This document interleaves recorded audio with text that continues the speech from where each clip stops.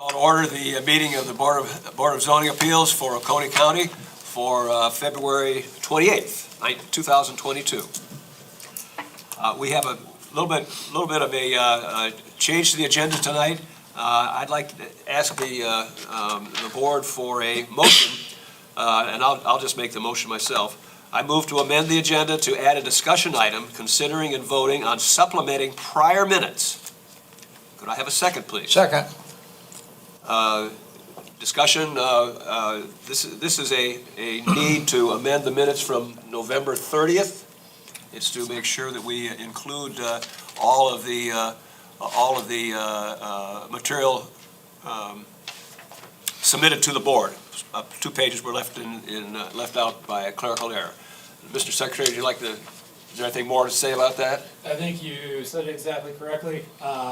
The minutes for November were approved and are posted online and do not reflect currently the most accurate information we have available. We were notified there were 2 pages that were missing from that 162-page document. Should have been 164 pages. So we have that ready to post, and we would have put this on the agenda if we'd known ahead of time. But because those minutes are approved and they're out there for public, we want to make sure we get these corrected as quickly as possible. So we would like your consideration for a motion to amend those minutes, and we'll get those posted tomorrow correctly. Okay, thank you, sir. Is there any discussion or any questions from the board? Okay, I ask for a vote. All those in favor of amending the agenda? All we're doing is amending the agenda now. Okay, it's 5-0, excuse me, 6-0, approved. Okay, so first order on the agenda then tonight is to amend the minutes of November 30th, 21 to include 2 missing pages, as explained by our secretary. So moved. Do I have a second? Second. Any discussion? All those in favor of amending the minutes as stated, please raise your hand. Aye. 6-0 in favor. Okay, now we're back to kind of our normal course of business. Discussion of the minutes for 1/24/21, our last meeting. I have a motion to approve, Move the please. approval. Is there a second? Second. Okay, discussion. Any issues with the minutes from our last meeting? They look. I hear no discussion. All those in favor, please raise your hand, say aye. Aye. We have 5, we have 1 abstention because he wasn't here. That's right. Quarantined. Okay. Next item on the agenda, I'd like to explain to everyone how we're going to proceed tonight. We have 2 requests tonight. For each request, the requesting party will have a chance to state their case. I'd like to hold that to 5 minutes if you can. Won't be real strict on that, but let's not get too verbose. We've had a chance to read your requests, and I think we understand the issues, but we'd certainly like to hear from you folks. Then we'll ask the staff to clarify any issues that they have, and have them but make sure that we understand what the issues are and what's going on. Then we'll have a chance for anyone in the audience who wants to speak. And I encourage everyone to speak if you do want to speak. We don't bite. We're glad to have anyone who wants to say something. Please don't be verbose and go overboard. Typically, we hold this to 3 to 5 minutes. And certainly, I think on the issues we have tonight, you ought to be able to say what you have to say. But I'd like everyone to have a chance to speak if you want to speak. We welcome that. And then we'll discuss it and have a vote. Excuse me. There'll be a chance after comments from the public, then the originating requester will have a chance to make any comments they have kind of in rebuttal to what was said. If they want to say anything, if questions were raised or whatnot, the requesting parties will have a chance to speak to those. Okay, so first item on the agenda, variance application number VA 21-015. Property owner Jeff Brown is requesting a 5-foot variance from the 25-foot required front setback for new construction of a man cave and 2-car garage. TMS number 39-01-02-035. with an address of 414 Ivoryville Way, Salem, South Carolina, 29676. Okay, Mr. Brown, would you like to say something? Like to tell us what you want? Okay. Well, good evening, and thank you for allowing us on your agenda this evening. My name is Jeff Brown, and this is my wife Jackie. Together, we are the owners of the property. I've also have Justin Tolley from Golden Corner Construction. They are our general contractor, and this is Christy Bishop. She's a representative from the Homeowners Association, as well as the Architectural Review Board that oversees our development in the Cliffs. So I hope you have had a chance to review the application we submitted. I'll just briefly kind of state the case, and I'm hopeful that we can proceed quickly. So we're talking about a 1-acre parcel, a lakefront parcel in the Cliffs Falls North community at the very far north end of Lake Kiwi.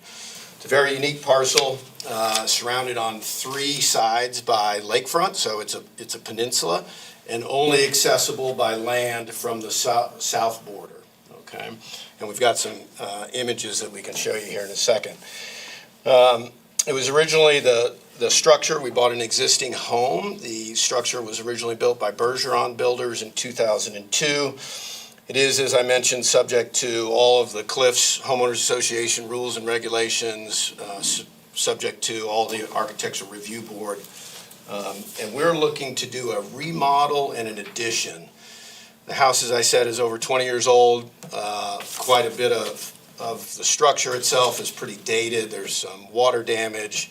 The propane tank was never established, so there's a lot of improvements that we want to do, my wife and I want to do to improve this. We believe this is going to be our forever home. We've lived here now for 4 years and have been contemplating this project ever since, been working closely with an architect, with the Architectural Review Board and the Homeowners Association to make sure we fall in line with all the rules and regulations.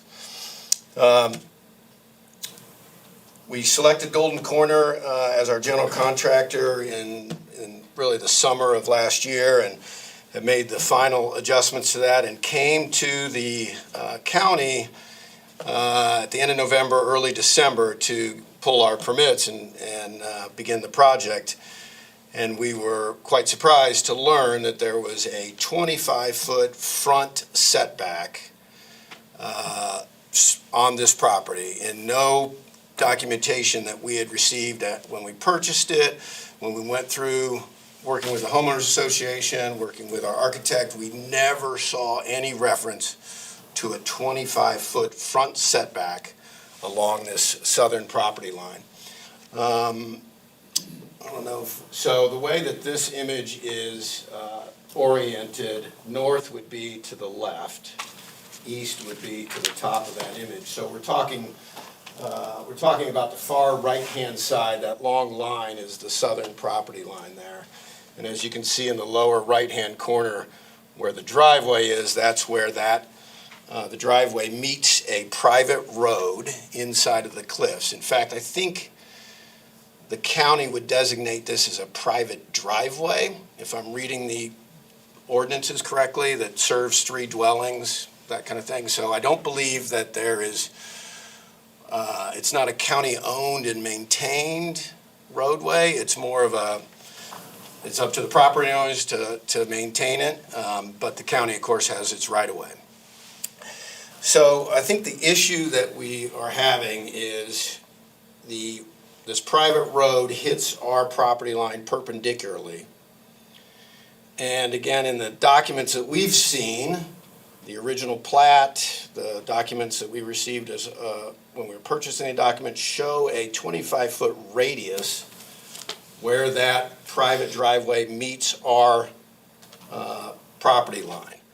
There's no mention of a setback of any sort right there, other than a 20-foot setback separating us from our neighbors, and the 50-foot setback imposed around the lake that surrounds this property on 3 sides, meaning the buildable area on this lot is very compressed, right? 50 feet on 3 sides.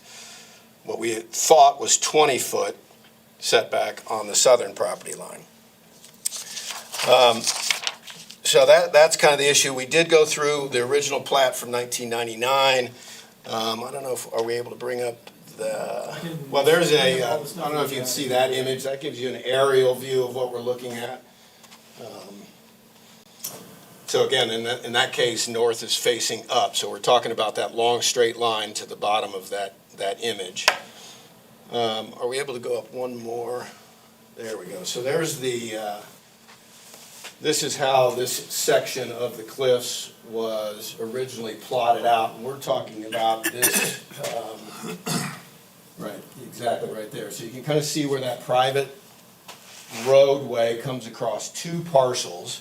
It's a permanent driveway easement according to the homeowners association. It comes across those, it's 20-foot driveway easement, comes across those two parcels and terminates on our lot. We looked at the original 1999 plat, we looked at the survey that was done as part of the original construction in 2001, and in none of these documents does it say anything about a 25-foot setback anywhere. It says a 25-foot radius around that driveway, but nothing about a setback. In fact, the setbacks that are mentioned in any of the documents are the 50-foot setback from the 804 contour of the shoreline and a 20-foot setback separating our lot J7 from our neighbor's lot J8. Okay? So it wasn't until we pulled the permit we found out about this, hence why we're here. So I think there are 4 questions that you guys typically consider when you're hearing an application like this. Are there some extraordinary conditions? We believe so. 50-foot setback around the lake and the 20-foot setback on the southern side really compresses the buildable area here. It's worth noting that on the far north side of our lot is where the septic field is located, so that's effectively not buildable area. And there's really just a section on that southern boundary where we would like to build, they call it a man cave. I'll give credit to our architect for that creative name. It's more of an entertainment area, but most importantly is a 2-car garage, because we have a real challenge with vehicle parking and maneuverability here. Just ask our UPS guy or the Postal Service or anybody. Trying to get into here and back a big vehicle out is very, very difficult. In fact, we rely upon our neighbor's driveway as a 3-point or an 8-point turn to get some of these vehicles back out. We want to improve upon that, and putting a 2-car garage there will help us do exactly that. So again, extraordinary conditions, we've got all these setbacks, mentioned the septic field. The private driveway terminates perpendicularly, it's not parallel, which I think, as I interpret the way the ordinances are written, that's the most common way to define that front setback is parallel with the property line. We are perpendicular to it. And as I said, none of this 25-foot setbacks are noted anywhere. Your second question, has the owners caused anything to bring forward this variance? I'm not aware that we've done anything that's resulting in this request, other than we want to improve the property. And then your third question, you know, what restrictions are these ordinance causing upon us in treating that the entire southern property line as the front yard setback, therefore this 25, means that along that whole southern property line, you're going to encumber part of our buildable area that's more than 100 feet away from the road. So I'm not sure what the county or anybody would want to use that for, but that's a long, long way away from the roadway. So that's really, I think, kind of the crux of it is, as I interpret the feedback we got from staff, we are treating the entire southern property line as that front yard setback, not just where the roadway meets our property. And as a result, portions of our lot that are well past 25 feet from the roadway are being encumbered. And I've got, I don't know if we can go back to that one with the colors and maybe blow that one up. So, yeah, that one.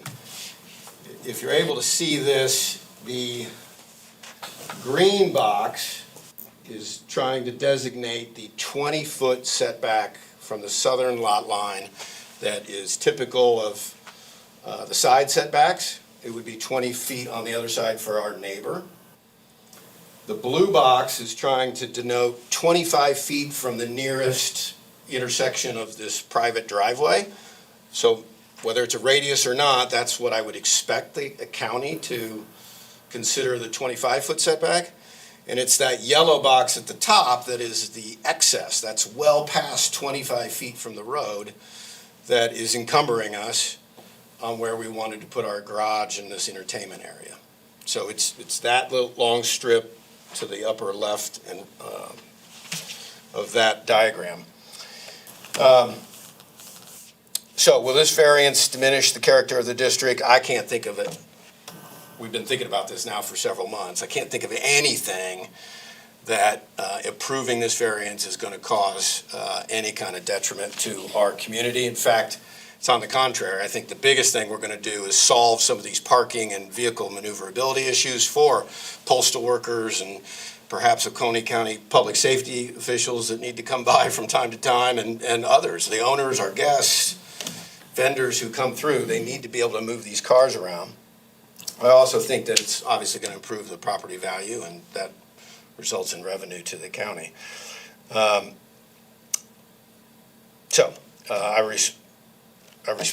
respectfully ask that you guys consider this and approve the variance. I'm okay with the 25 feet around the area that the roadway meets our driveway, but extending it way into our buildable area is causing us a great deal of concern. So that's what I have. Thank you. Thank you, Mr. Brown.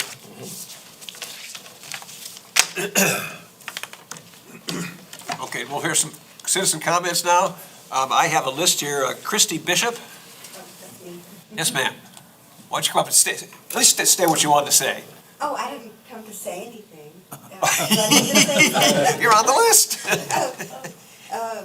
Are you the one that sent a letter to us from the I homeowners did send a association? letter on behalf of the Property Owners Association. Ma'am, please just come up and Yeah. at least I answer a couple of I questions. sent a letter on behalf of the Property Owners Association. Okay. For that the POA would agree to grant that 5-foot variance to the Browns if the county agrees to it. Then we're okay with it as well. Okay. That was the gist of your letter? That's pretty much the gist Thank you, of it. ma'am. Appreciate you saying that. Excuse me, Ms. Bishop, Oh, Ms. sorry. Bishop, we had a question for you. Sorry. has this come up before in the subdivision and has it been allowed before? Yes, ma'am. Yes. Mrs. Brown, did you have something you wanted to say?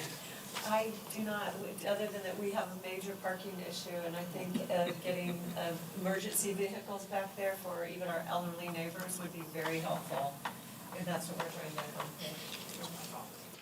And I have a Justin Tolley. Yes, sir. Mr. Tolley, Yes, I don't have anything to add, I'm just here for any questions. that you're you the want. contractor. Yes, sir. I'm the contractor. Okay. Well, do you folks have anything else you want to say then? Normally, this have a chance for rebuttal, but we haven't heard anything to rebut, so. Okay, staff, could you please help us understand your position here? Sure. Our position is that there is a front property line, there's a front of the property, the front setback is 25-foot setback. We do feel like it's a good and valid application and don't have any issue with the case. Okay.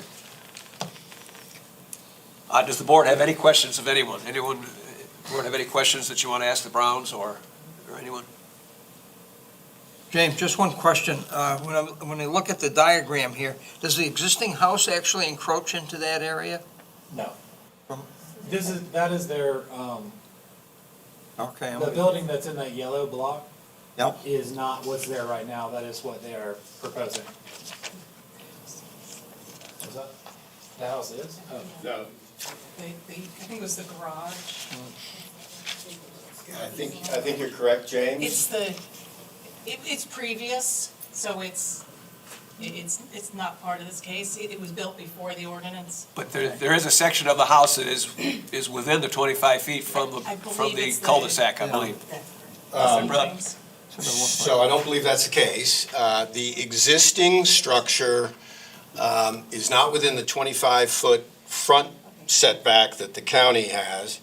However, the homeowners association adds 20 feet to that. And when this home was originally constructed, the homeowners association did grant a 5-foot variance to effectively that 45 feet, so that the corner of the garage, the existing garage, could be built. So there was an approval at the homeowners association back in 2002 to build that corner of the garage inside of 45 feet. What we're talking about is an addition that has not been built yet, nothing's been done, that would encumber or encroach 5 feet into the 25-foot interpretation along that whole southern property line. Okay, Okay. okay, thank you. Okay, can you show us where the addition's gonna be built in relation to where the garage is now? Yeah.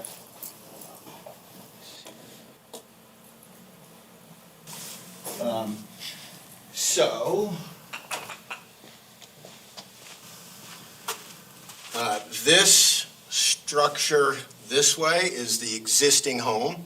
This happens to be the garage. This structure here is what we are proposing to build. Here is the 20-foot setback from the southern property line, 20 feet for our neighbors over here. And that's what we've been designing to for the last 2 years. We were unaware that this southern property line was subject to a 25-foot setback more than the 20-foot, which now encumbers or now encroaches upon what we had designed to build here. It effectively makes that, instead of a 1.5-car garage, would be a 2-car or a 1-car garage. Okay, so it's this property line, 20 feet is what we've been operating on until we learned that it was 25 feet from the county. So how is having a garage gonna improve your traffic issues? Because, Driveway. because I can put vehicles away in the garage, right? We have a full garage here, a vehicle and a bunch of other things, and we need more places to put vehicles. In fact, I can't get my truck into this garage, it's too high, so I need to build a bigger garage. So that we're not parking vehicles here. The UPS guy can come in and back up and move out. And right now, we can't do that. We've got vehicles here. And just to elaborate on that, typically when you pull down there, you have to back out of that road. Yeah, There's no way to turn around. the thing is narrow, it's not much wider than a 1-car driveway. Why don't we hold our discussion, but we'll get into discussion when we have the motion. Are there any questions for the applicant? Any other questions? Okay, let's, okay, how about the board discuss this, and then we'll answer our questions. We'll answer the questions. Is there any discussion from the board then? What do you think? Any issues? You got the homeowners association, you don't have a neighbor that has a problem with it. I think we're wasting our time beating this thing to death. Okay. Give them the variance and Yeah. let's move on. Yeah, I would just say, I was up there a couple of days ago, did manage to find your property. It's in North Carolina somewhere, so they're not gonna We might as well be. but it's very congested. It's very congested, and it's at the end of a little narrow driveway, so, okay. Nobody seems to have a problem with it, so why should we? Okay, I would entertain the following motion, that there are extraordinary and exceptional conditions pertaining to the particular piece of property. Can I have a motion to that effect? So moved. Second. Any discussion? No. All in favor, please say aye. Aye. 1, 2, how many we got here? 1, 2, 3, 5, all opposed? 1, so it's 5 to 1 in favor.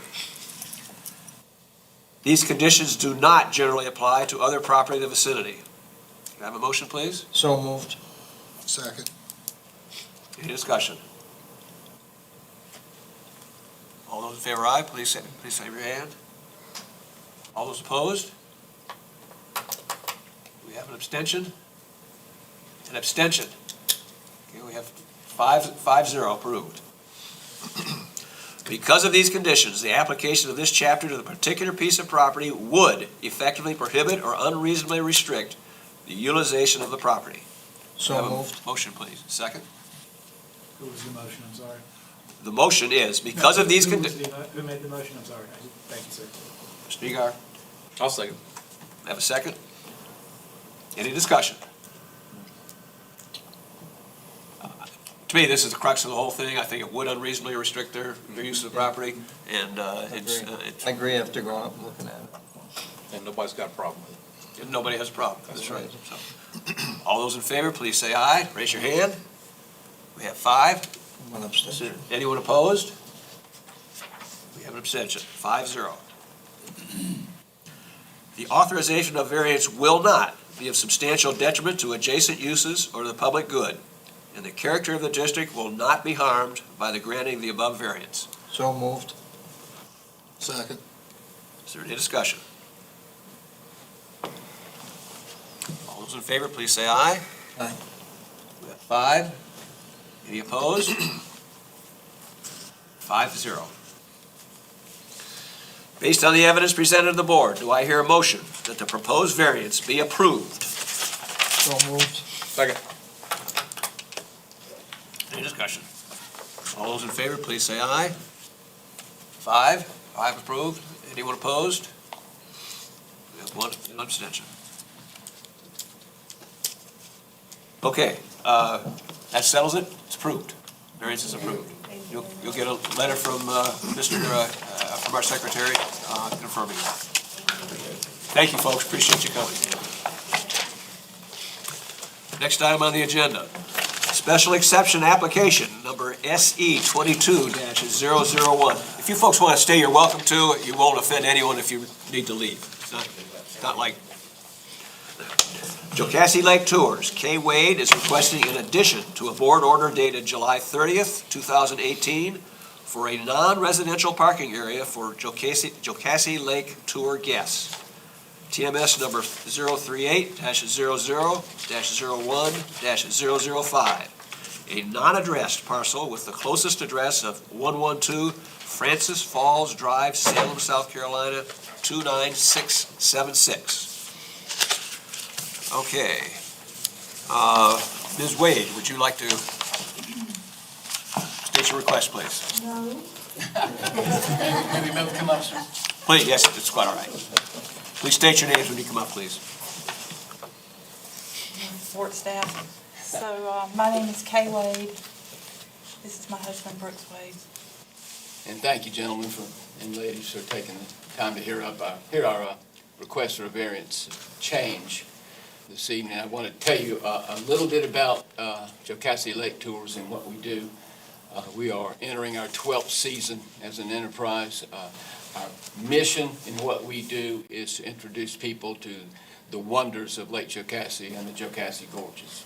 Furthermore, we considered our goal, and with every person that works with us as a guide considers it their goal, that when people get off the boat from us, we want them to have gained some sense of affection, if not love, for Jocassee at large, the gorges and the lake.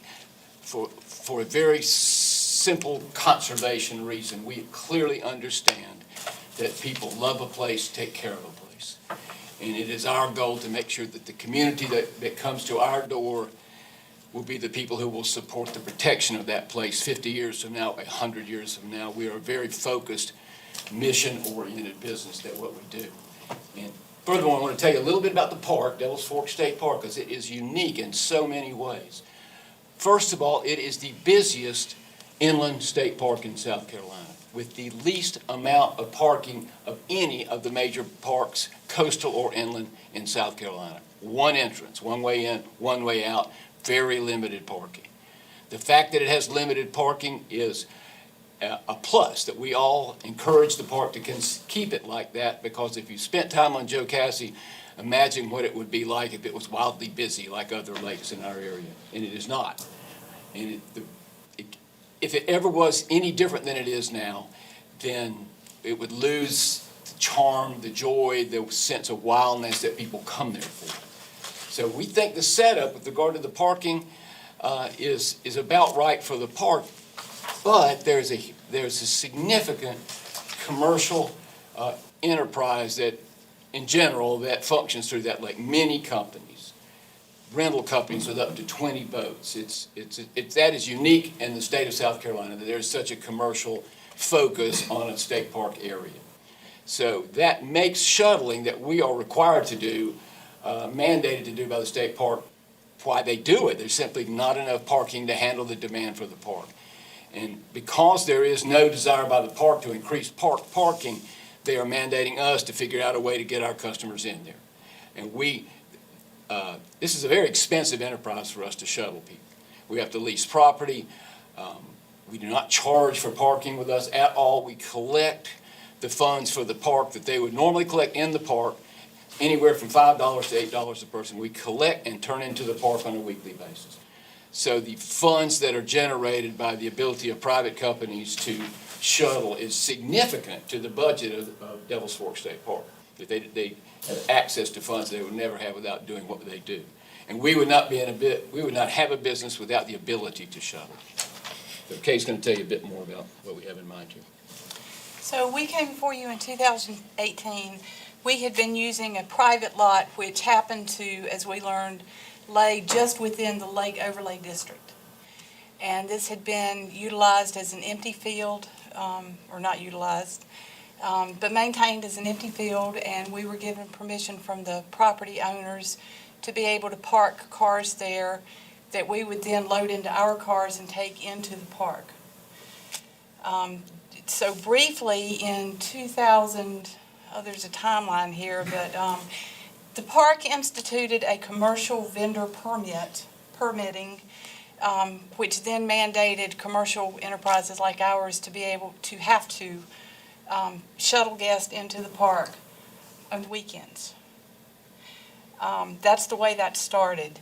Last year, very abruptly, the park changed a longstanding policy of allowing cars without boats and trailers to park close to the boat ramp. I hope you guys read this because it's kind of a little bit hard to follow.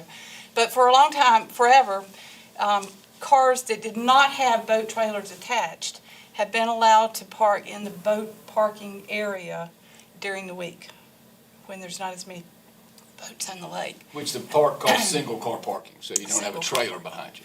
So last year, they abruptly, in April, changed this policy, and they said that no single cars are going to be able to be allowed to park there anymore. And so therefore, during the week, our guests were given the option of parking in the day use area. So I am assuming that you guys are all somewhat familiar with Devils Fork State Park in Lake Jocassee. Is there anybody who has never been there? So there is a trek, there is a dike, and I'm not sure how many feet it is, but there's a fairly long dike that has been built between what we consider the day use area, where single cars park, and the boat ramp. So our guests had the choice of parking in the day use area and walking across the dike or on the road to the boat ramp. We suggested that we would shuttle from the day use area, and the old management at the park said no, we were not allowed to do that. So at that time, we made the decision, after having seen some of our customers with children and bags of stuff and coolers and all the things that people bring to enjoy a day on the lake, walking on the road with big RVs going by, with boats and trailers going by. Excuse me, I'm trying to get my breath here. So anyway, it was a dangerous situation, and we made the choice at that time to continue shuttling people from our private lot. What we are asking here is permission to do what we started last year, with the caveat that new administration in the park has now given us permission to shuttle from the day use area during the week. So we plan to park our people there Tuesday through Thursday, to utilize our parking lot Friday, Saturday, Sunday. But we're asking this permission because we don't know what the future is going to bring. And if we get into these days where we have so much traffic during the week in the park, unforeseen, this is not the way it normally happens. But should that happen, we want permission to be able to park people there in our private lot just outside the park boundaries and to continue and to be able to shuttle them in on those days. Now, we've talked to the neighbors about this, and we do understand the concerns. Number one, we've been here a couple of times, and we've heard the concerns of the neighbors in Jocassee about the traffic that the lake has brought in the last decade, and we have seen it. So we are incredibly well aware of this issue. You know, one of the 50 last great places on earth means that everybody wants to go and see that. So we're not responsible for the increase in traffic. We're trying to do what we can to give people a chance to get out on the lake in groups that we can control. But that's kind of beside the point. It does increase traffic for those who live in the neighborhood. There has been a couple of specific things that have been brought up. One has been the security of the closest neighbor and having people that they do not know parking on land that is adjacent to their house. This is something that we have worked steadily to mitigate. We do run evening tours 2 times a week. Last summer, at the beginning of the summer, we decided we would take our chances with Devil's Fork State Park, and we would instruct our guests to park inside the park at the boat ramp parking, as far away from the ramp as they could get to make it easier for the boaters. And we did that successfully. So, you know, after 5 o'clock, the park doesn't really care. And it's not busy. So we took the evening parking off the table.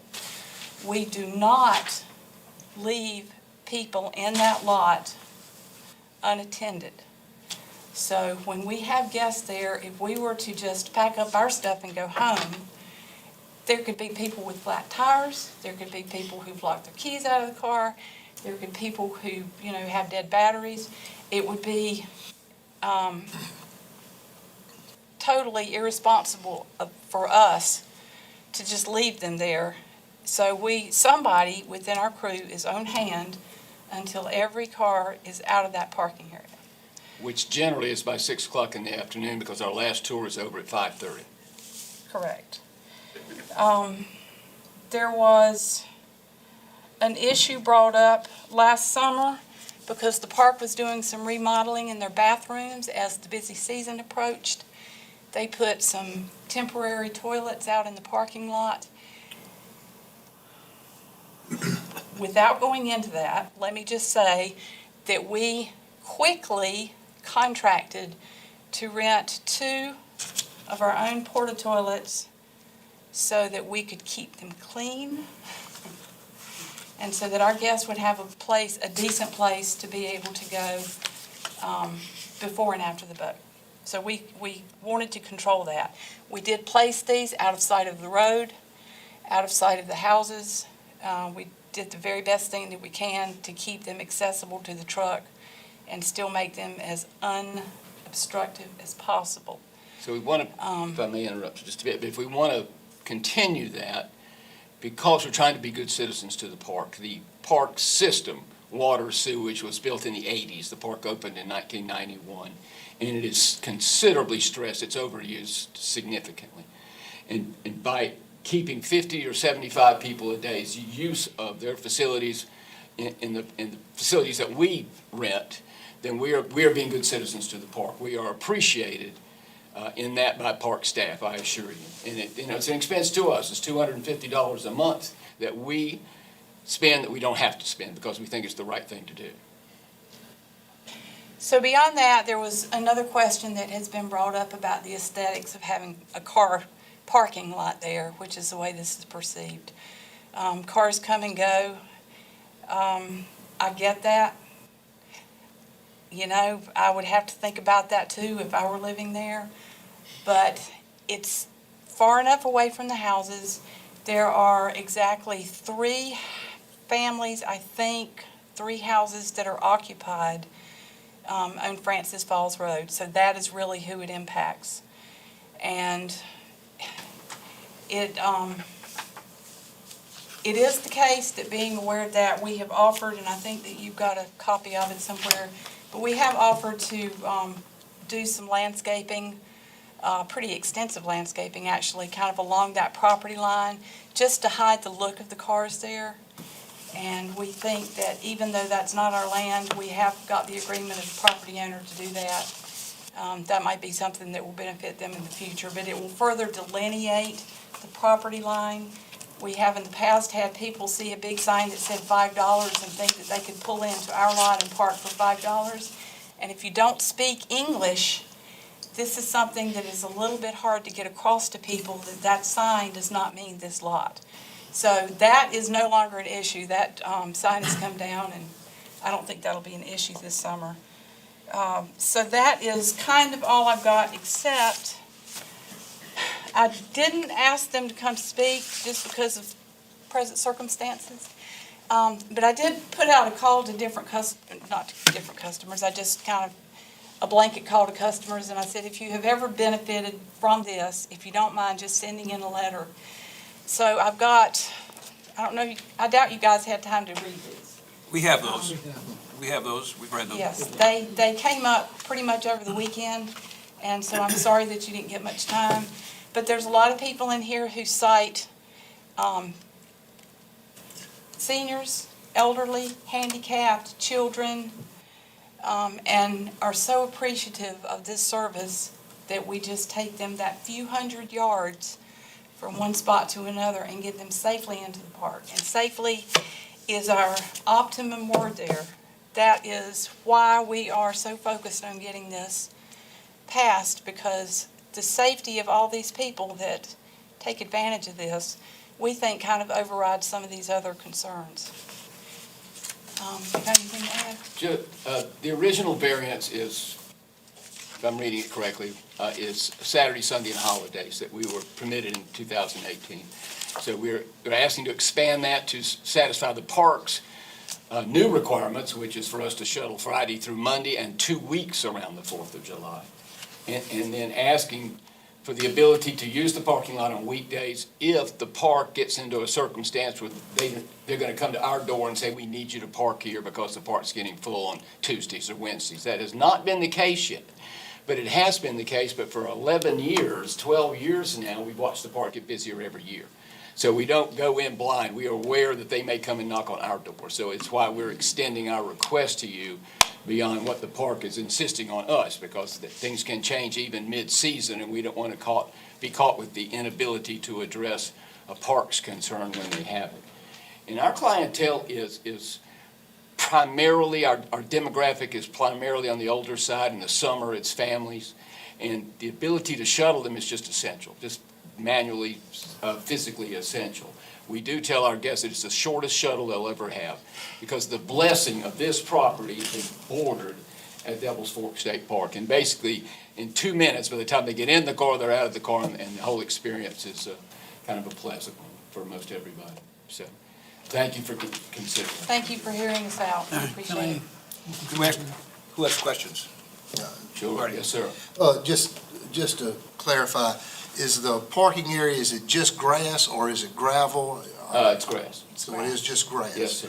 So have you had any problems like with the thunderstorms come up and it gets muddy and you're tracking or rutting up or anything like that? We regraded this past year in one area that there was a drain created by rain, and we fixed that. And that's the only time we've had an issue. And that's water that runs off the field and down through the driveway area. So this driveway has been utilized for many, many years by the adjacent property owner who has an RV that's parked there now.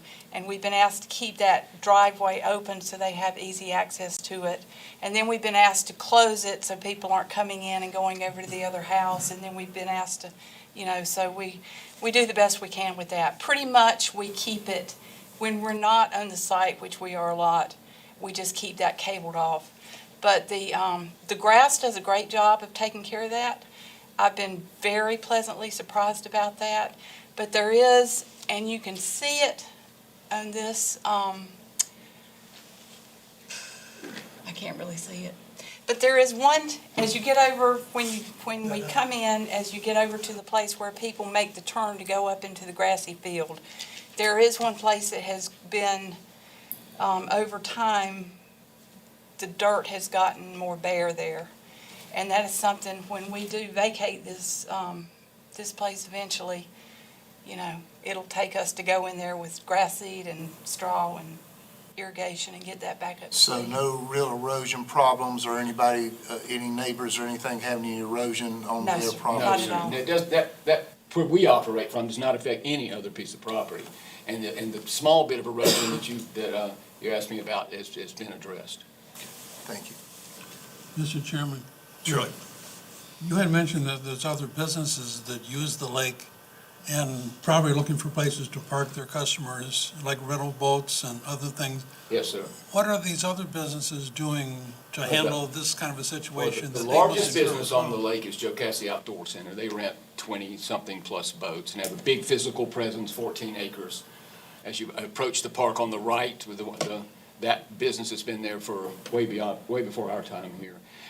They have 14 acres, so they have ample capacity to park their people. One other business that is a large renter of boats has a parking lot of their own, which is farther back down the road considerably, several miles from the park. And they shuttle from that location every day that we're required to.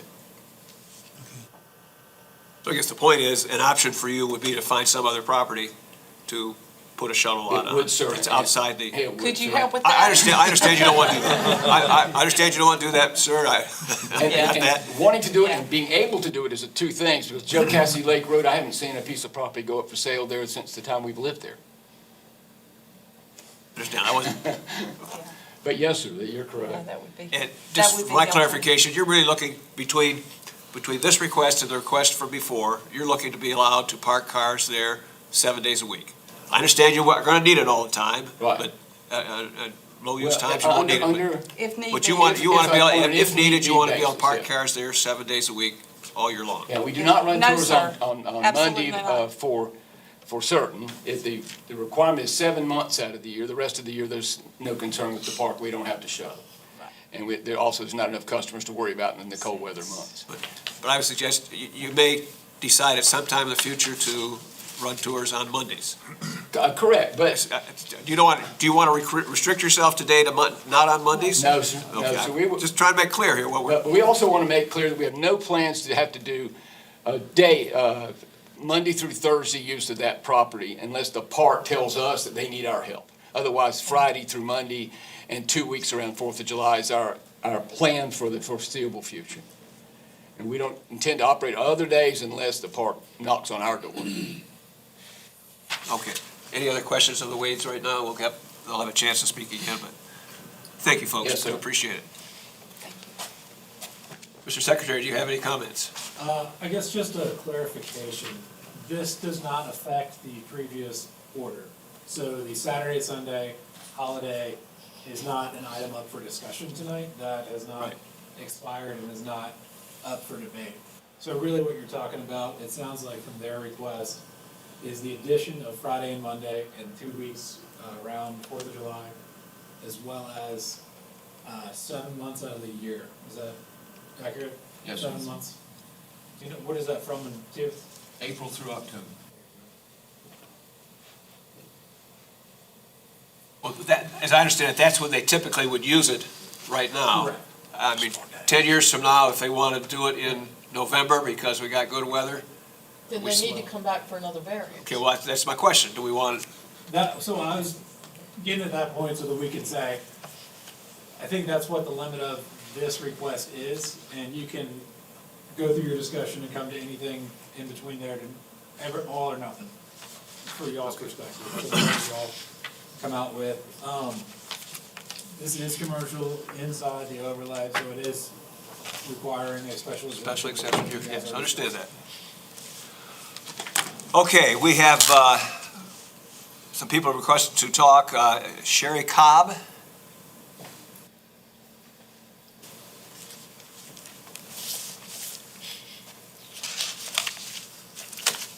Hi. As you know, we were all here in July in 2018. My husband and I were also asking for a special exemption to sell firewood to the people in the campground. At the same time, the Wades were filing for a special exemption. At that time, we supported the special exemption for the 2 days, the Saturday and Sunday and the holidays. That special exemption, as you know, was granted, and that is not in question. But the problem that we have, we are the neighbors that adjoin, our property line adjoins that property. As Mr. Wade has stated tonight here, last year, and as he emailed me earlier, last year the park insisted that they shuttle Friday through Mondays and holidays of the week. They were kind of pushed back against the wall, okay? Because the park wanted them to shuttle more days. They went ahead and did that.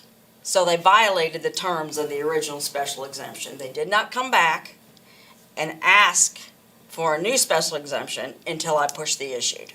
I have several emails back and forth regarding problems that we've had, which they have addressed tonight, and I do appreciate that. We've met with them over the Christmas holiday season about the living fence up the property line and, different things like that.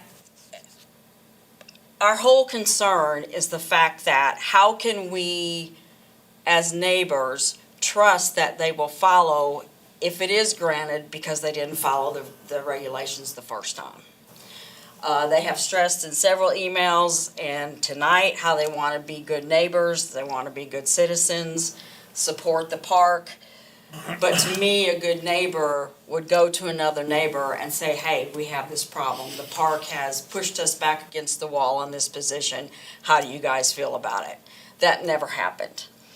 We had issues where, I can show here a couple pictures where how the property line goes and kind of where they actually do park their cars and trailers. We had some issues last year where their trailers backed over the property line and backed over some of our trees.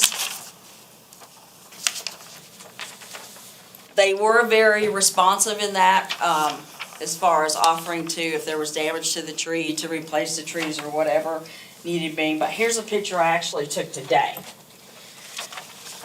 You can see my husband had put this fence in last year because when the special exemption was granted, there were still problems with people driving across the yard, both not just from their side, but from our side too. People buying wood and thinking they could go across, okay? So my husband put that little, I call it just a little country fence, and you can see the distance in the trees that we also planted to try to keep that from happening. But still, their trailers had backed up over our trees. Reason being, I understand from what they told us, was that it was a new employee who just didn't notice that he did that. However, they did have their parking monitor, Brandon, in the parking lot, who has worked for Jocassee Lake Tours for several years, sitting right there in the parking lot. When I went down and took the pictures, he was still sitting in the parking lot. When you unhook a trailer from a truck, you can see what's behind you. So these are all of our issues. All of a sudden, the porta potties came in. Granted, they do have them cleaned, but that doesn't change an odor on a 90-degree day when I have people at my house for a cookout. So those are just the issues we have. My whole concern, like I said, is if this is granted, what's to say that, they're going to follow the terms. They didn't the first time. The terms were those days. They were until 5:30 in the afternoon. There were cars there at 9 o'clock at night. It just got to be a problem. I appreciate that they're wanting to address the issues. I approached them and Bruce May, the property owner, about the issue. I actually came to the county and spoke. I'm sorry, I don't remember your name. Vivian. And spoke with Vivian about this, and I think I called and spoke with you as well. And it just seems to be an ever ongoing problem. There was a problem. We were out of town, and someone buying wood got blocked in from us, they took the fence down and drove across their side right away when we realized that this was a serious problem with us selling wood. We blocked that off and we haven't sold wood since, and we're not going to, because we don't want that. You know, we don't want it to be a problem for anybody. And that, to me, is a good neighbor, to see the problem, address it, and fix it. I did approach, I was gonna say, Mr. May, on a privacy fence to kind of keep that from happening. You know, as far as just something that people could cross over, because they do. One morning we looked out and I don't know if their guests were getting ready to go on a private tour, on an adventure tour, or whatnot, but they had stepped over that little fence and were in our front yard doing yoga, which it didn't cause any problem, but it's just, these are the issues that we deal with. You know, and we never know, there's people walking around all the time. I also worked for Jocassee Lake Tours for about 4 years. I also worked for the park for 2 years. So on several occasions during the week, one of those pictures, I don't think it's dated there, the picture where the cars, that's actually on a Wednesday. So for them to say they don't use it on a Wednesday during the week is not a true statement. And I have several more that I can produce if you guys need me to, where cars were parked 7 days a week, Tuesdays, Wednesdays, late at night when it's dark. A lot of times my husband will have to go, you know, we've called them several times too, because they don't lock the gate. It's not really a gate, it's like a cable. And I have called Brooks and Kay before, because we woke up that morning and there was a car that pulled in there and spent the night. My husband knocked on the door and there was a man sleeping in his van. So it's just become a real problem for us, because it seems like the liberties were just taken without actually coming back and going through the right channels to get something approved. And that's our concern, in a nutshell. Thank you. Let me ask you this, if indeed they adhere to the letter of the law and do exactly as the variance is the special exception is termed, is there a problem? Yes. Okay. I just If wanted- it's 7 days a week or the days they're requesting, yes, it's just too much. You know, Okay. my parents come down, they do come down, like they stated earlier. Even before Bruce May bought the property, we've had that home for about 35 years now.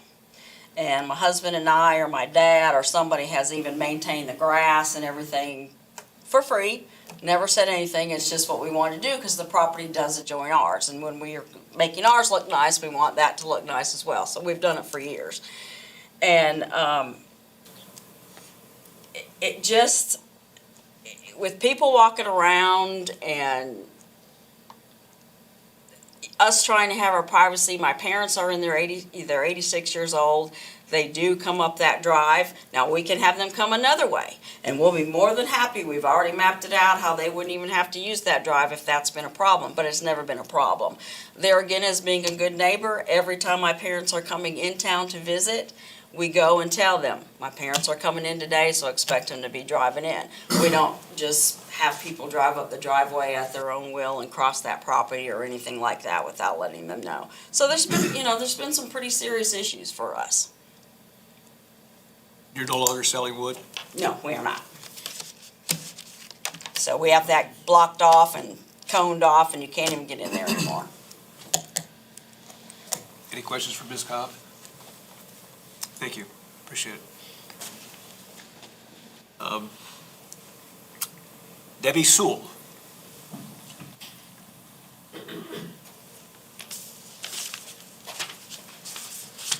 Hello, I'm Debbie Sewell.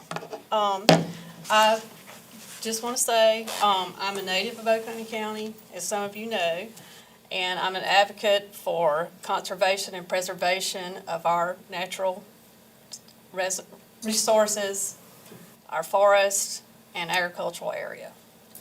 My concern is that this is in the lake zone. The lake zone was established in 2012, as you know, and when this exemption, I had concerns. We live, by the way, our subdivision is past where Sherry lives. There is 4 property owners down there. We live down there. We have people that come down there who come temporarily. But I looked at the county map, there is 60 permanent residents and 30 part-time residents and rental properties within 1 mile radius of this as well. So there's not just 3 people that this affects. I sent you an email. I outlined where I felt like with each point of the exemption where it needs to be addressed. And I will say that my heart is with Jocassee, Oconee County, especially the Oconee Bell, and this property is the backside of it has Oconee Bell all over it. When you have unsupervised people, it concerns me that there may be some damage to that as well. But all I would last to say is if you allow this, I would like for you to put some conditions on this. I would love to see your landscape border, is it Appendix 1, which is part of this, Appendix A, that's part of this ordinance outlines a buffer area and what needs to be to screen a parking lot from the neighboring residential areas. I'd like to see it from the road as well, because all these people that we're talking about passing by here, the first thing they see before they get to the park is a parking lot. And it has been going on 24/7. And I leave in the morning to go to work, there's cars parked in the parking lot. I come home at 7 or 8 o'clock at dark, there's cars parked in the parking lot. So this does not end at 5:30 at night. But I would hope that if you do agree to this exception, that you will put conditions on it that stops this after-hours parking, that we have a border, a buffer area that screens it from the road and the other residents and people that come to the park, so we don't have to look at a parking lot. We don't look at the park's parking lots when we go across the road. You know, the people that live on the other side of the park have to pass by that every day. It's not just us. So I hope that you will consider that. We appreciate the tours. I'm as much as a conservationist as you are. I love Lake Jocassee. I love this county more than you know. It's something that's very passionate to me, as you can tell. But I hope that you will consider that when you're looking at this exception. This is your email? You sent us Yes, this it is. email? Yes. We've had that to read. Yeah, okay, so I went down, I'm not. That's gonna go fine. No, through you don't it. need- Unless you have a question. No, ma'am, that's cool. I just want to make sure I had the same. Yes, ma'am. Right. Yes, sir, I mean. Anyone have any questions for Ms. Sewell? Get my right list here. Ken Sloan.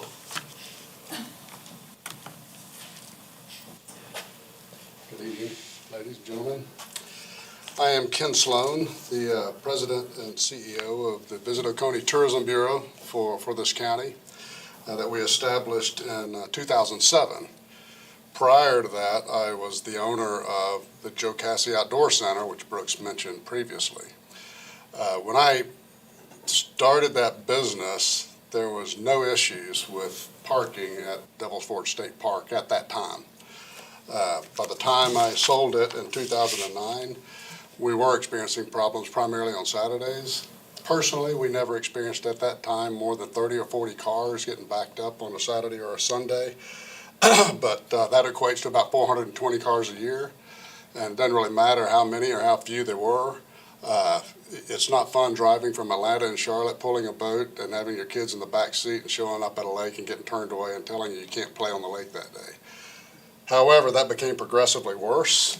As you probably recall, National Geographic published an edition that's called Lake Jocassee and the Jocassee Gorges, one of the greatest destinations on earth, the destination of a lifetime. And I don't know if it's a result of that or the result of our outstanding marketing for Oconee County. But the bottom line is, last year, state tourism officials told me that they turned away a little more than 8,000 cars from Devil's Forge State Park over the course of the year.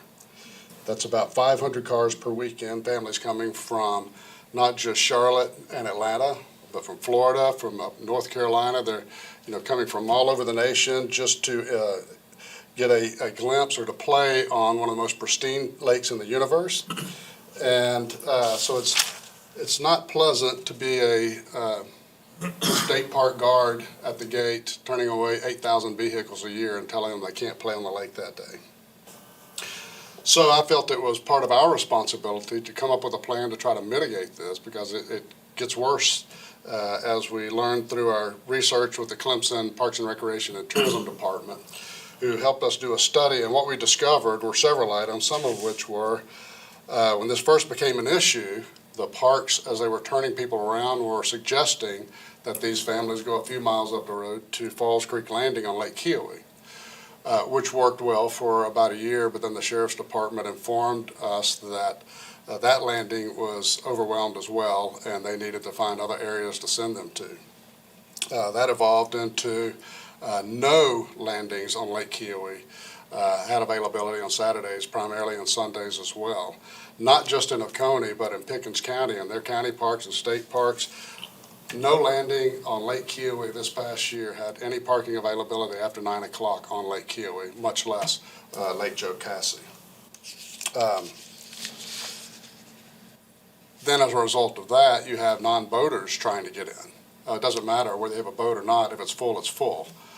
So that resulted in a problem. Some of you may have experienced it, but cars parked along the roads, along the highways. So I personally last year saw a bunch of cars on Highway 183 next to the bridge there at Duke Energy. I did a U-turn and came back just to count, and I counted 48 vehicles parked along the side of the road and down off the side of the road near the lake. This gets very dangerous as kids were walking along the side of the road, families walking along the side of the road. So, I took pictures and submitted that to the Sheriff's Department, but ultimately, it's something that they're working on as well. So it's not just an issue of Devil's Fork, it's with all of our lakes. So there's no way for us, for the county, for the Sheriff's Department, for DNR, for Pickens County collectively to use all of our resources and all of our contacts to put out a message that would help mitigate this traffic situation, because we would only reach probably about 10% of the people that actually come here. And you can't tell them to come early, because then that problem would actually get started earlier. Right now it's around 9 o'clock. If you say get here before 9, the problem's going to back up at 8 or 8:30 or 7 or 7:30. So we're basically running out of problems or solutions to resolve this problem. And it's not going away. This summer we expect to have the same problem, and as Brooks and Kay mentioned, it's probably going to start encroaching over into some of the weekdays. So having said all of that, I've known all the folks that spoke here tonight. I've known them for many years. I've known Brooks and Kay for several years. They are the founders of Jocassee Lake Tours, and I can tell you from my personal experience that they are incredibly passionate about Lake Jocassee and the Jocassee Gorges, and extremely sensitive about our environment there. So when you take a tour, if you don't mind me telling you a little bit about their business, when you take a tour of them, it's not just a tour to the waterfalls and taking a swim under a waterfall. It's an educational and informative experience. They offer programs for kids and adults. They brought in research biologists to research and better understand the migration of loon patterns here at Lake Jocassee, which these biologists had no idea of. They're founders of Friends of Jocassee, that provides resources and enhanced recreation in and around Lake Jocassee and the Jocassee Gorges, who pick up litter not only on the roads but on the lake and inside the park. I assisted with that. I was on the board for a while, and I can tell you we picked up hundreds and hundreds of bags of trash along Jocassee Lake Road, on the lake, and in the park over the years. In other words, I believe their highest priority extends well beyond the overall success of their business, but it's to manage the long-term environmental integrity of the lake. I would say essentially they are stewards of the Lake Jocassee Gorges environment. So as stated previously, Jocassee Lake Tours found an alternative to taking up parking spaces when it became obvious that there were no parking spaces available for their customers.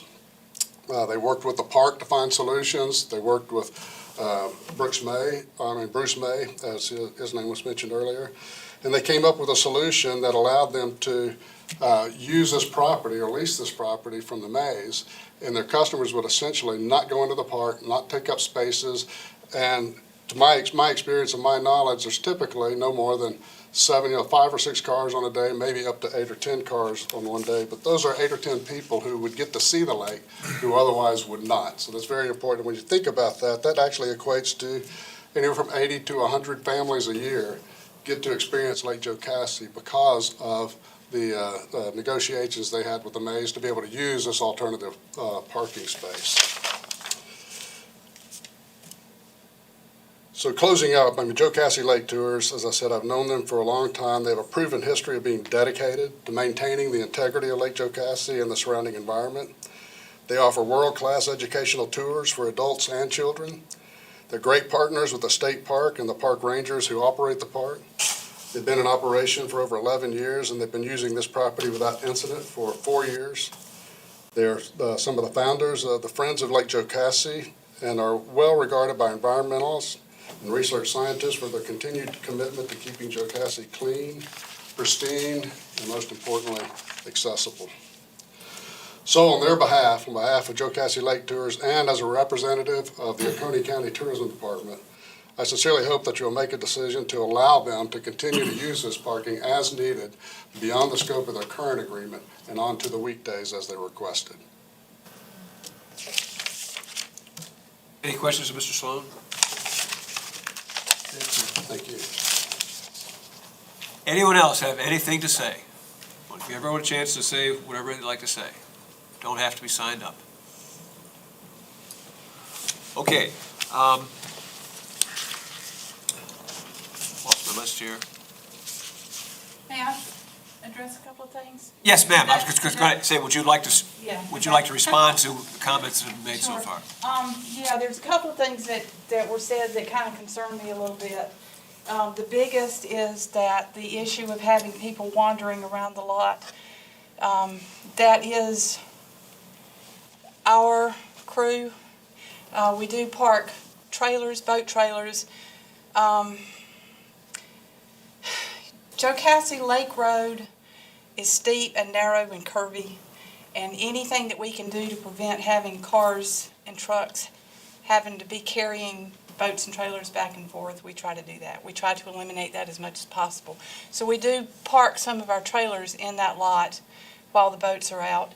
And people who might be wandering around after hours, that they stated, after that time when the tours are in, is our guys coming in to get trailers.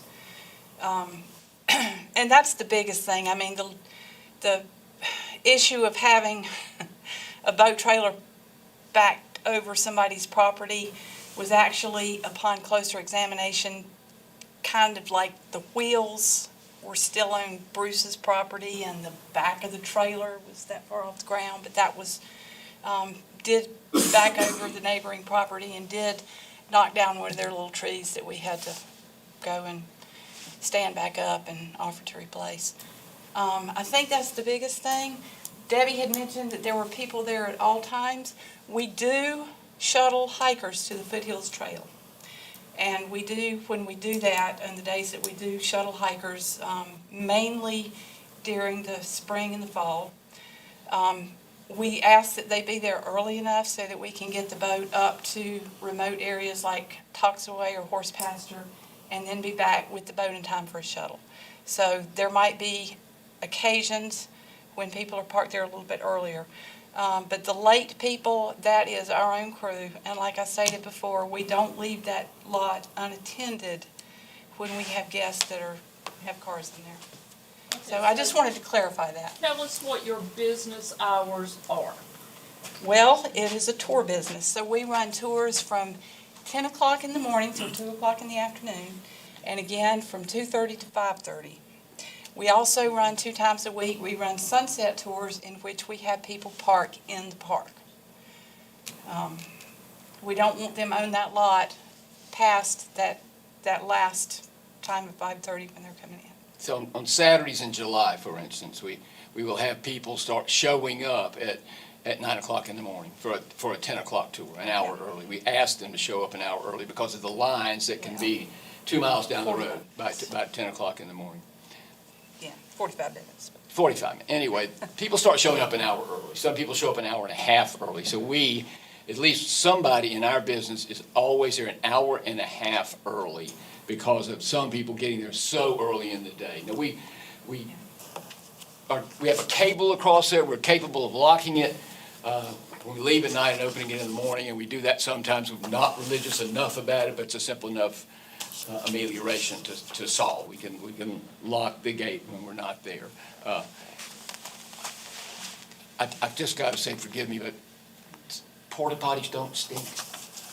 When they're treated by the porta potty company, they put chemicals in them, and nobody's ever one time said to us that those things stink anywhere on our property until this evening. We've also never heard ever that somebody slept in a car overnight in our parking lot. We've never been told that. And if they did, it might have been a hiker that's there to get an 8 o'clock shuttle. I don't know that because we've never had that happen, or at least we've never been told about that circumstance. Had we been, we would have addressed the issue. So if you choose to grant the additional variance, then we certainly agree to plant a living landscape on that fence, as Ms. Sewell has asked for. We want to do that. We Well, I'd want rather to see do a that. board and batten fence that you can't back trailers through so that the neighbors are not gonna be encroached on anymore. Well, so would a living fence. Yeah. Not necessarily, you seem to run over living fences. That with one tree every 3 feet does not make a living fence. We would plant something that was densely vegetated for the entire length of that. And we personally think that would be a much more attractive addition as you enter the park to see that than a wooden fence. But Yes, ma'am. We have considered the fence, and just the thought of having a stretch of fence reaching across there, just aesthetically didn't suit us too much. And plus, we don't own that property, and the owners of the property were not, when we brought that to their attention, when Sherry brought that to their attention as well about a wooden fence, they had no interest in seeing a wooden fence of any style being on their property. A living fence, they're supportive of. How about along the road? Sir? How about along the road? We have no objection to that. We don't really think that's as much of a problem. Literally, when people are driving on the road, they better be looking ahead of themselves to watch for that car that stopped up there. But you would have to literally turn your head and look up the bank to even notice that there's cars parked up there. Now, I can see, doing some light landscaping along there just to break that up. I can definitely agree with that, but I don't think it's as much of a problem that has been stated. And I don't think that the neighborhood would, and I may be wrong, they're not here, so I can't speak for all the neighbors, but I've never had anybody say to me, would you please plant something along that roadway so we don't have to see that car that's parked up there? So the complaint has always been, and I understand it entirely, that it runs along the border property. And Kay and I had a landscape company many years ago. We are eager to do this. We would love to do it. Okay, it would be not only a border, but it would be screening. I recognize that the folks that are living next door, if it's their private property, they're trying to It would enjoy not their home. immediately be, plants have got to grow. And personally, I don't think that we can afford, and particularly without a water source there, I would hesitate to get bald and burlap trees in there that would immediately be 12 feet tall. I understand that. Yeah. I understand that. But it is something that we feel like with the plan that we've got, using a mix of evergreens, mostly evergreens, we do think that within 2 or 3 years, that would make a complete, total screen, yes. Mr. Chairman, I have a Yes. question. With regard to the evening hours, so if one of the complaints was there were people walking around later in the evening after 6 o'clock, do I understand it correctly that your requirements are customers would be out of there by 6 o'clock and then only by they would be in the lot would be employees? Yes, sir. So that should suffice, so you're controlling the public from spending time in that parking lot. Yes, sir, and to say, to put on a deadline and say you have to be out of here by 6 o'clock I don't know if that's realistic. It could be 6:15. Sometimes it's just hard to get people to leave Lake Jocassee and they want to stand around the dock and chat, and so herding them up to get them in the car sometimes takes a little bit of time. But the tour ends at 5:30, and we shuttle everybody back to the parking lot that we shuttle to the boats. Yeah, I'd hate to make a hard, fast rule of 6 p.m. so that if there were somebody that were lingering and we got there at 6:15, I don't want you to have to be getting phone calls. You're not going to serve them hot dogs and hamburgers to come back before they get in their car and leave. Well, fortunately, there's no that to be had. There's no source for that at the link, that might be a problem, but we have the park's permission for anything we do in the evening, we can park in the park. So our tours end promptly at 5:30, and we are prompt about 5:30. And therefore, it should, in most cases, we have people out of there by 6 o'clock. Thank you. May I ask Brooks and Kay a question? As well as, like I said, I worked for them for 4 years, and they do full moon tours, okay, that go out and do not get back at the dock until 9 o'clock. They do private tours, okay, 4-hour tours and 3-hour tours in the evenings. That will run from 6 to 9. I know, I've booked several of them. So if those have stopped, then what they're saying by ending at 5:30 works. But if they're still doing private tours, and let them book, and they're still doing sunset tours and full moon tours, but they don't get back to the dock till 8:30 or 9 o'clock, that's where I have an issue. Also with their, I have with an email from them, with their living fence, they want to, let me read it exactly, for us to provide a drip line, okay? If the park does not do that, okay. In any case, if a new variance is approved and if you allow us to run a drip line from your water source, we will proceed with the landscaping plan that we discussed earlier. I think that's asking a lot when, first of all, we don't even want the parking there to start with. Well, if they're not willing to supply the water, then we'll take care of it another way, so we should not be an issue. Yeah, we've already kind of written that one off. We were asking his friends, it's a minimal use. Would you please come up to the podium? Yeah, I'm sorry. We're getting a little out of We whack did make here. that request when we were first talking about the landscape plan.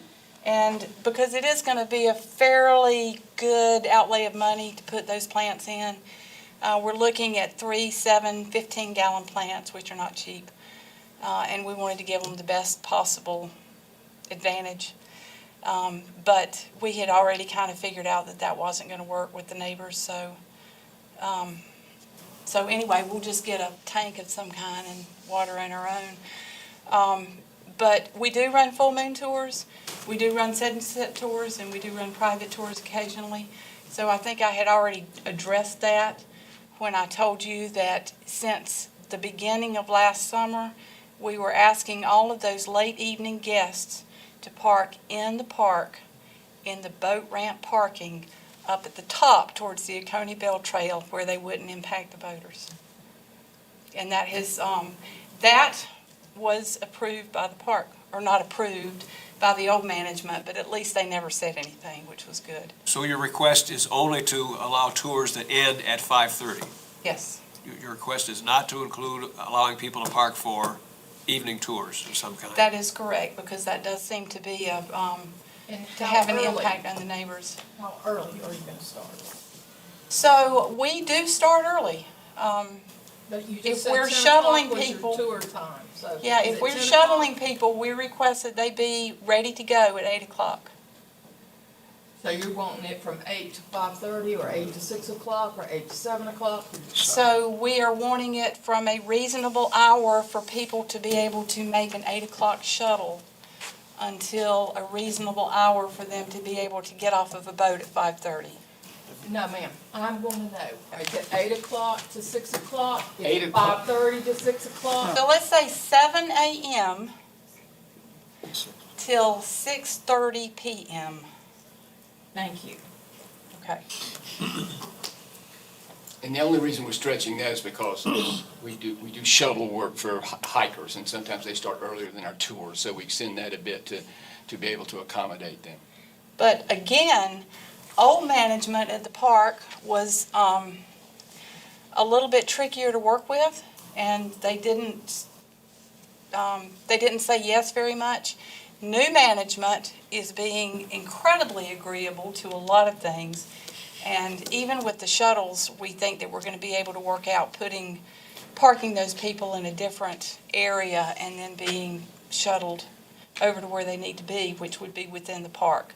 And that again would alleviate the need of using that lot. But, that's still, I can't speak for them to say that they will allow that. I will say that parking in the day use area Tuesday through Thursday, and allowing us to pick up our people at a designated spot and then shuttle them around to the boat ramp, they have allowed. So, yay for that. So, Easy. yeah, and to answer your question, we wouldn't want to be in violation of the variance if we had hikers that needed to be there at 7 o'clock to get on a 7:30 ride up the lake to go hiking. So we would ask permission to, when necessary, to accommodate that. Vivian, who's going to enforce these hours?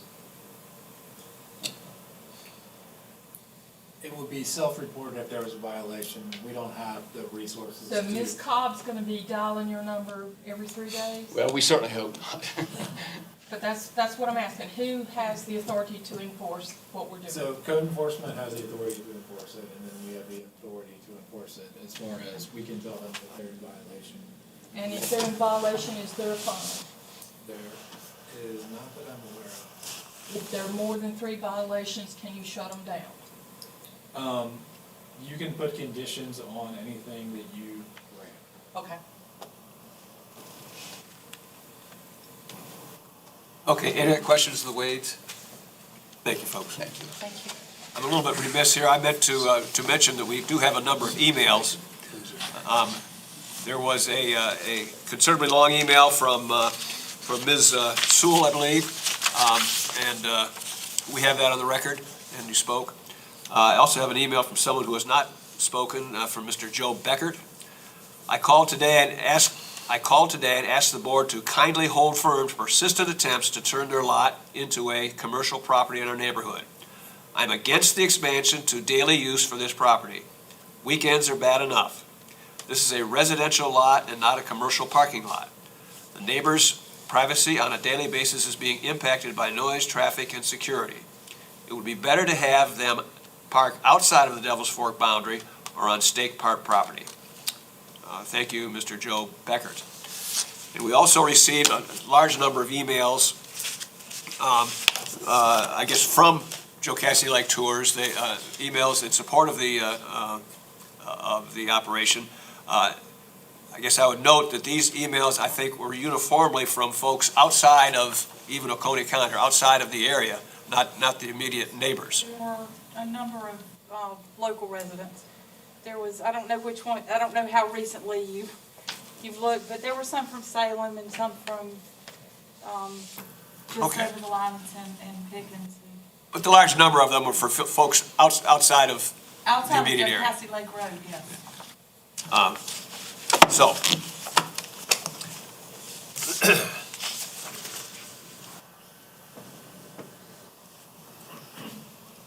Okay, board, have any more questions on this?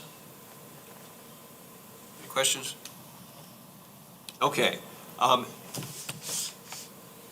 As we consider this, I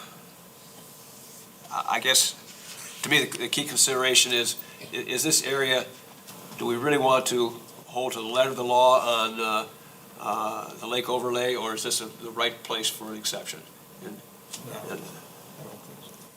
We've When already you, given them an exception. You've already given them yeah, exception. you've And given, they're wanting to push the limits. They want to Okay. keep going and keep going and keep going. and I think it's important that the overlay is to protect residents within the lake overlay. And when the immediate abutters are concerned about the problems with it, I think we need to listen to them. In my opinion, from what I've heard, and I heard from other people as well, that it's they're good stewards of the land, and that they do a very good job of taking the property, keeping the area the way it should be. If anybody, if I were to grant anybody the right to do this, it'd probably be to these two people, just because of how well that they handle. The only Can I problem I have finish? with it- Can I finish, please? So, in my opinion, I would like to see us grant the variance, but subject to a couple of conditions. One of the conditions would be the hours, that we would clarify to make sure that it's from 7 AM to 6 PM, and that night tours be parked in the regular parking lot, and that also that a buffer be established to one, provide a visual barrier from the people that are driving by and the property itself, and it also to protect the native species, the native plants that are in the area so that they are protected. But to me, with those exceptions, I would think that we should approve this.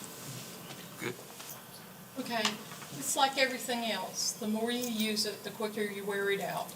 They both talked about the amount of garbage they pick up from the use of the people that they're bringing in. And how many times? Ma'am, sorry, ma'am. I'm sorry. So we're done. I mean, they talked about the amount of trash they walked around the lake and picked up. They're not talking about the gasoline engines and the oil that's dripping in Jocassee. It's one of the purest lakes we have, but their tours and everybody's boat use is just adding more and more gasoline and oil deposits in the water. And over time, that's gonna change the total environmental balance that Jocassee has right now. The more we use it, the more people we allow in there to use it, the quicker it's gonna tumble. And it's a natural resource that it's my job to protect. Y'all may not feel that way, but it's my job to speak up and say, we do not need to open the door to anybody with a plastic bottle that wants to walk the trail and drop their bottle. We do not need to open the door for 500 boats to be parked up there and 500 boats to be on that water every weekend. There needs to be limits and it needs to be capped. They're talking about commercial enterprise, and I don't think Jocassee should have any commercial enterprise zone. We put the state park in there, and that's all we need to put in there. It needs to be protected. And if we don't do it, nobody's gonna do it. I think, also, Mr. Chairman, I think 7 o'clock in the morning, if you start bringing automobiles in there and parking at 7 o'clock in the morning, they may want to sleep in. You're going to disrupt the people in that house. It's right adjacent to it. You've got that. And also, I don't know if you've had any experience with porta potties, but I'll tell you, they do stink. And very rarely will I use one for that reason. I find any excuse not to use it because they do, and that smell does permeate the area. It isn't confined to the toilet. So I think there's good reason, I think, to deny this one. And I think another important issue there is that they've admitted themselves that they really don't need it at this point. The other option that we could bring, that they have to them is to find another place to park, right? Yeah. Because there are other people, other businesses that have additional parking, and I know Mr. Sloan probably knows of some property or something that could be used, but this is maybe a chance for some of the businesses, at least a couple of businesses, to get together and share parking areas and share shuttle services rather than having to have your own. I mean, that, I can see that would be a possible outcome as well. But that could be something that still could happen.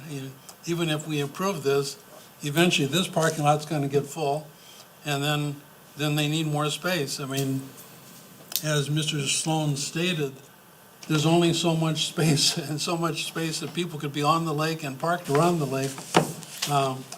But this is already a commercial enterprise. I mean, whether they have this parking area or not, it's already commercial. It's there, so it's, what can, Enough.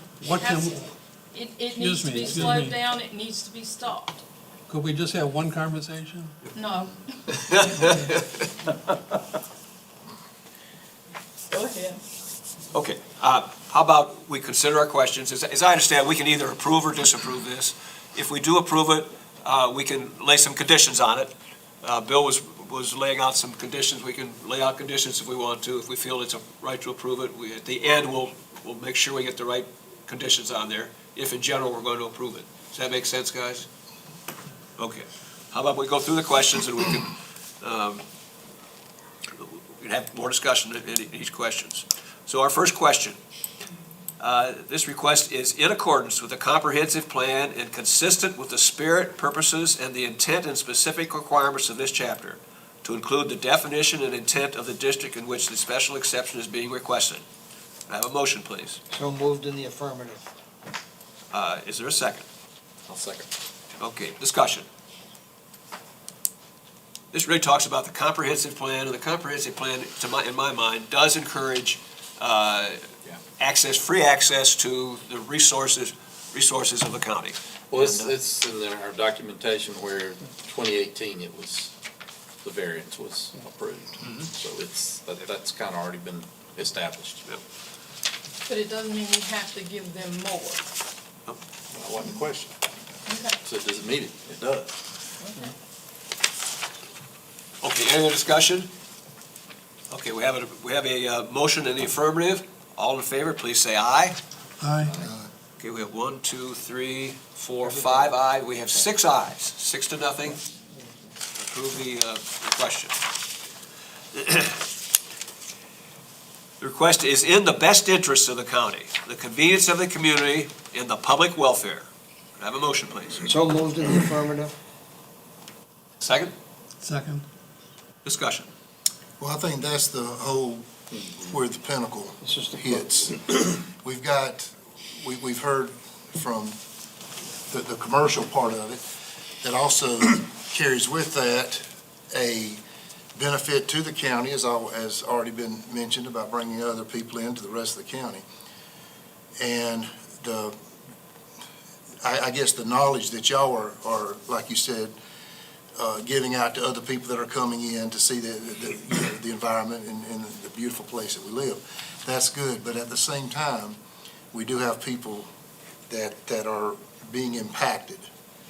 And I think this is the crux of the matter, is where these things reach the pinnacle. And something's got to give, one way or the other, something's got to give. And I understand that we very well can put some specifications in that this is, this will have to be, this will have to be. But I think that Ms. Fowler makes a good point of it's not going to be like there's going to be a deputy there all the time or somebody else. So, and I'm not saying that y'all would push it. I'm not saying that at all. But at some point, there will be probably some people doing some things they shouldn't be doing, that, like they said, maybe someone didn't want to use a porta potty, so they went behind a pine tree, and you're having your cookout, and that's not going to really help that. But, we've got to get, I guess, got to kind of get this thing hemmed in a little bit. So I just really believe that this is the point that we've got to really bear down on and decide on, is this question. I guess the question is, with some stipulations, will it solve the? Right. And is a consideration for us to say that this could be granted for some period of time for this to try it out? So maybe it's a conditional approval rather than a permanent approval? Because if they can manage this themselves and not have a problem with it, I think we'd be more willing to vote go ahead. But if in fact this doesn't work so well, then people aren't managing it, people aren't watching over that there's violations, maybe we could pull it back. So maybe it makes sense to do this for a year or two and to try it, just a suggestion. You refer to staff, is that? It would be a first. I think we have to work out some of the finer details with county attorney and see about that. But I just soon deal with it today. And be done with it. Yeah, it's a nice idea, Bill, but I'd like to deal with it today. Good, that was a good try. I think we have enough information, and we all know. Well, I think the question is, if they do the landscape fence, or what do you call the living fence, and accommodate, is that gonna alleviate? And how soon are they gonna have to have it done? Well, I don't know, That's what I'm saying. I think we If we can do do that. anything, we gotta put deadlines on it. I don't disagree, I think, again, but is that good enough? It's not. Yeah, I've been kind of torn on this whole thing. When we discussed this last time, we did observe that. I wasn't here, so. But just my recollection of the way I thought about it then was, Devil's Fort State Park is a commercial enterprise. It's a major traffic problem right there, and this property happens to sit right next to that commercial enterprise, Devil's Fort State Park. And that's why at the time we said, okay, we'll let this parking go ahead, and at the time, we let the folks sell firewood. Said, you sell firewood, but you can't do any more. I'm still torn. I'm a great believer in maintaining the lake overlay, and it's there to protect residents around the lake from non-residential activity within the lake, within the overlay. And we really need to do that. I think we It's should, and I just- think we should stick with it. So, any other discussion on this particular issue? Okay. We have a motion and a second. All those in favor of this motion, that it is in the best interest of the county, raise your hand. Pardon me? It is or is not? It is in the best interest. This was a motion in the affirmative. It is in the best interest. So we have 1, 2 in favor. All opposed, please. 1, 2, 3, 4. That question fails, 4-2. The third question is, the request is suitable for the property in question and designed, constructed, operated, and maintained so as to be in harmony with and appropriate in appearance to the existing or intended character of the general vicinity. So Yep. moved in the affirmative. And do I have a second? Second. To allow discussion, guys. Okay, any discussion? We want the folks to really consider all these issues and give them a good response. Well, and it really doesn't matter what we do with this, because it's already failed. It has so- failed, yes, but we need to answer the questions. So the question is, with the general environment, is it consistent with the general environment? I don't know. I mean, I don't know how to answer that question. I mean, it's there right now, so we're not changing it. They're doing, you're just doing it more frequently. Yeah. You're just okay, so. So the We've use already- is You've there already and- permitted it. And the more we allow it, the more it's gonna impact the lake. That's right. It's impacting it now. But as far as the property in question, I can't argue with, particularly if they make landscaping changes. Right. It doesn't seem like it's, Well, we'd have to impose that. but we would, just to be clear, we've already failed on one question, so we're not going to approve this. But Yeah. I'm trying to be complete on answering the question so that anyone has questions in the future, we've considered it. So, any other discussion on that one? Okay. All those in favor, it is suitable. Please raise your hand. 1, 2, 3, 4. 4, all opposed? 1, 2. Okay. It carries 4-2. Final question, is suitable in terms of effects on highway traffic, parking, and safety, with adequate access arrangements to protect streets from undue congestion and hazards. Have the motion, please. So moved in the affirmative. Is there a second? Discussion. Yeah, it's definitely gonna help parking. I mean, that's one of the advantages of it. So, I mean, help traffic. There's less I cars don't- coming through. Yeah, I think that's not a problem there myself. It's not a problem at all. They put the sign up at the side of Highway 11 at 9 o'clock saying parking lot's full. Okay, any further discussion? All those in favor, is suitable? 1, 2, 3, 4, 5. It is suitable, 5. Opposed? 1, 5-1. Okay. Based on the evidence presented to the board, do I hear a motion that the proposed special exception be denied? So moved. Is there a second? Any discussion? We've already had pretty good discussion, guys. Okay. Be denied. All those in favor of denial, please raise your hand. 1, 2, 3, 4. 4. All those opposed to denying. 1, 2. So it's denied on the basis of 4-2. Okay, so given that, we have no discussion around any guidelines, any restrictions we want to put on the. Right. Do I have a motion to adjourn? So moved. All those in favor? We have a vote in favor.